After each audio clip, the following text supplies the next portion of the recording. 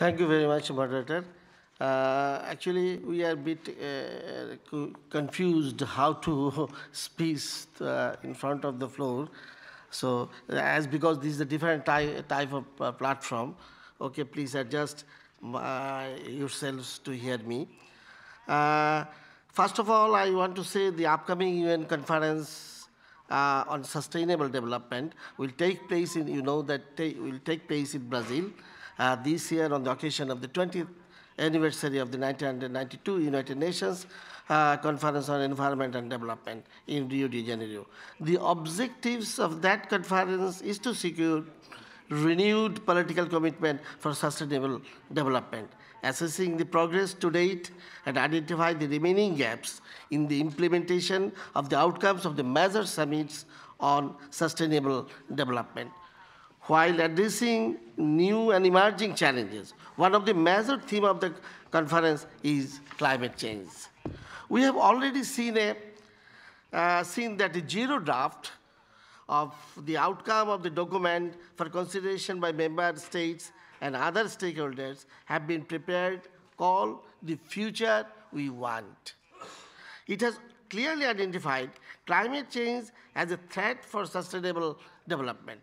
The document describes climate change as one of the greatest challenges of our time and welcomed the outcomes of COP17 at Durban and look forward to the urgent implementation of all the agreements already we have reached.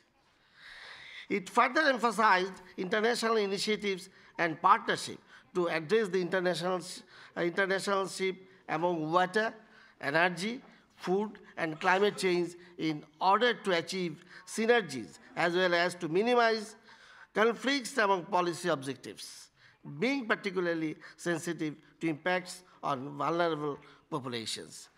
Ladies and gentlemen, actually Durban climate talks focused on several initiatives and institutions that were the subject of the decisions in Cancun 2010. At the outset, expectations were modest, with many countries feeling that the organizing the Cancun agreements as well all that could be achieved. Others wanted a balanced and interdependent package within a year that resolved the Kyoto Protocol questions, moved to a new legally binding treaty, and operationalized the Green Climate Fund. In this respect, negotiations in Durban are expected to result in decision on, number one, organization of technology mechanism to promote clean energy and adaptation-related techniques. Number two, an adaptation framework to support developing countries and Green Climate Fund. Number three, the future of the Kyoto Protocol, bearing in mind that protocol's first commitment period expires in 2012.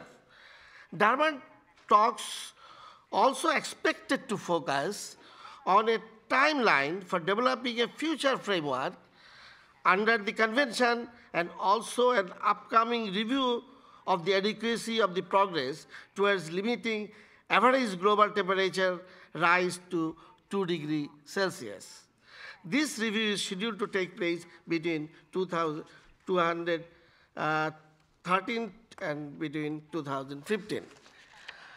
There are some remarkable achievements we find in the Durban talks. These are in short. They have the AW ad hoc group on long-term cooperative action plan under the government shall be remained. In parallel to this, as a matter of urgency, the new ad hoc working group on the Durban platform enhanced action shall start its work in the first half of 2012 and shall report to the future session of the conference at the parties of the progress it works.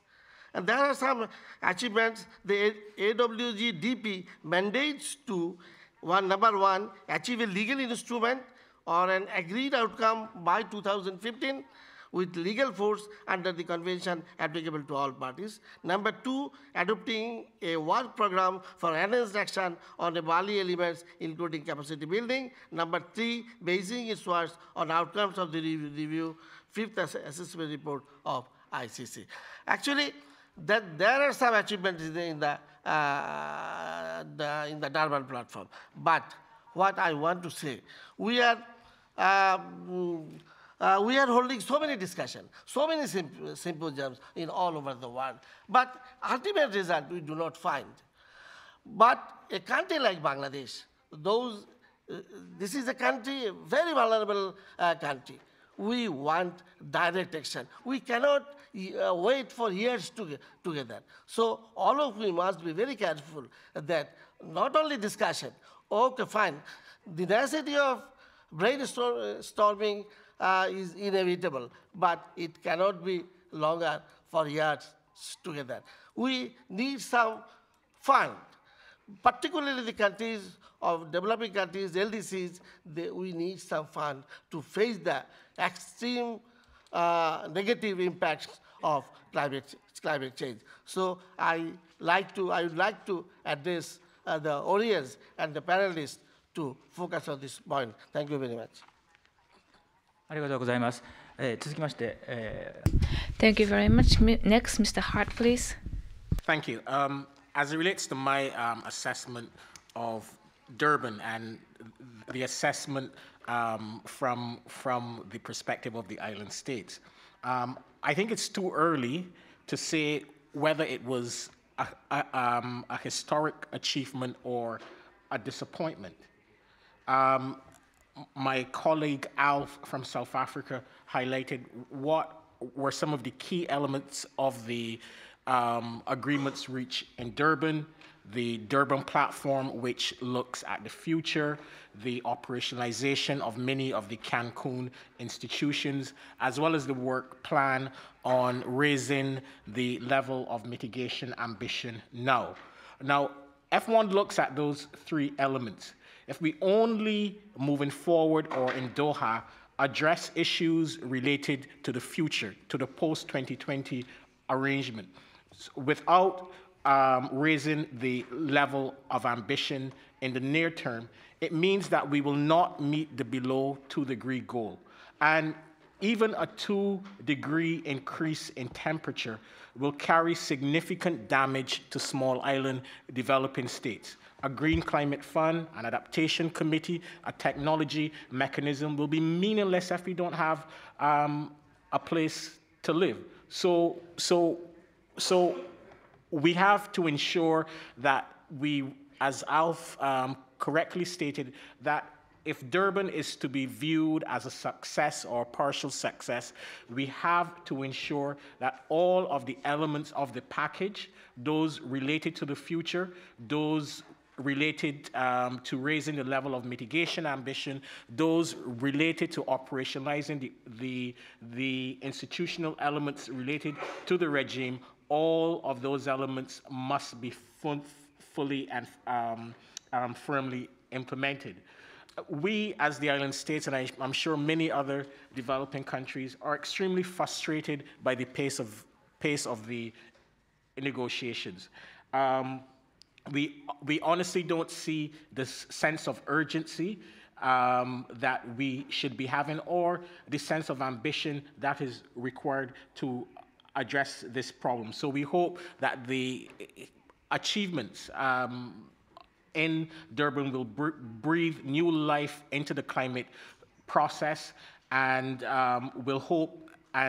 we also hope that it will focus attention on what the science has been telling us, that the window for opportunity is ever closing and we require urgent and ambitious action. Thank you. ありがとうございます。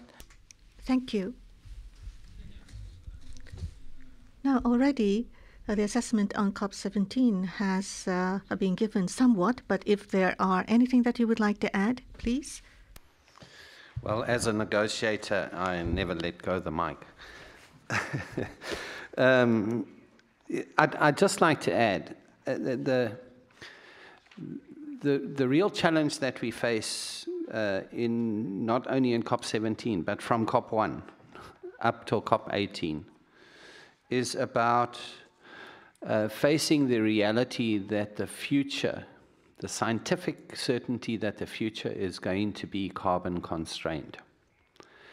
And the choice that the international community faces is, do we respond to that carbon constraint in a unilateral, hostile, trade limiting, non-developmental or trade hostile and development hostile kind of manner?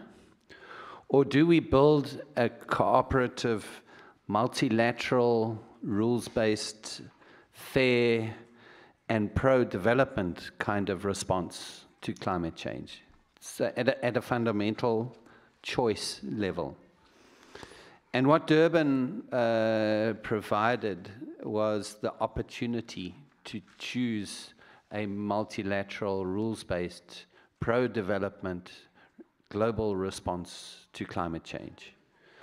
And in that respect, the challenge that Durban highlighted in real terms was, can we build a system in the future that facilitates a race to the top in terms of ambition, because it appears that the current system that we've built so far facilitates a race to the bottom in terms of ambition. Thank you.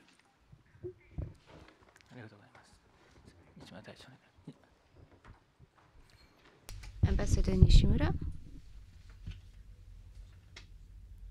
May I speak in Japanese?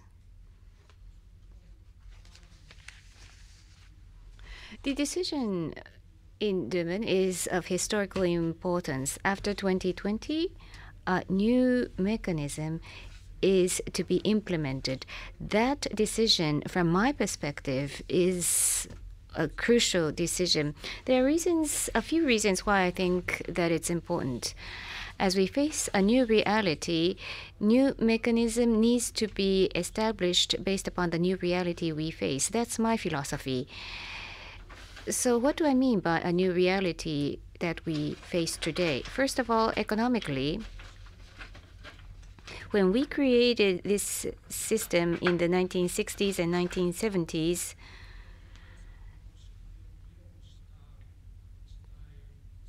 the debate of climate change is 60s, 70s, 80s. Was it 60s, 70s, 80s? That compared to today's global reality, how different is it? We need to keep that huge difference in mind between what we face today and when this mechanism was established, when the debate occurred. This may be considered small, but a symbol that symbolizes the great important reality today. At the moment, the biggest commercial bank on the globe, the biggest global commercial bank, when we ask the top CEOs, this person is an Indian. Of course, that person's merit deserves that position, but in the 1960s and 1970s, that kind of appointment was unthinkable, and that kind of event occurs. That may be just a small event, but behind that one event, think about the numerous other events that are occurring on this planet. The second fact of importance is, as a result, this demarcation between developed versus developing no longer reflects the true reality.